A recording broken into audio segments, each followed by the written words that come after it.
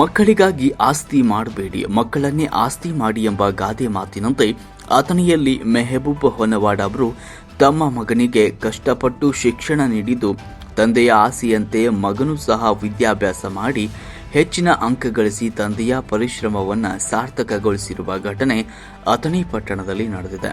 Sana coaching class ವಿದ್ಯಾರ್ಥಿ ರಾಜ್ಯಕ್ಕೆ 8ನೇ ಸ್ಥಾನ ಪಡೆದು ಅಥಣಿ ಪಟ್ಟಣಕ್ಕೆ ಕೀರ್ತಿ ತಂದಿದ್ದಾನೆ. ನದೀಮ್ ಹೊನ್ನವಾಡ ದ್ವಿತೀಯ ಪಿಯುಸಿ ಪರೀಕ್ಷೆಯಲ್ಲಿ ರಾಜ್ಯಕ್ಕೆ 8ನೇ ಸ್ಥಾನವನ್ನು ಪಡೆದು ಕಾಲೇಜಿಗೆ ಕೀರ್ತಿಯನ್ನು ತಂದಿದ್ದಾನೆ.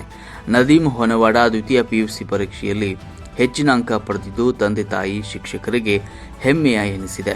ನದೀಮ್ ಇವರ ಕರ್ನಾಟಕ ರಾಜ್ಯಕ್ಕೆ 8ನೇ ಸ್ಥಾನ ಪಡೆದ ಹಿನ್ನೆಲೆ ವಿವಿಧ ಕಡೆ ಶುಭಾಶಯಗಳು ಹಾಗೂ ಸನ್ಮಾನಗಳು ನಡೀತಾ ಇವೆ.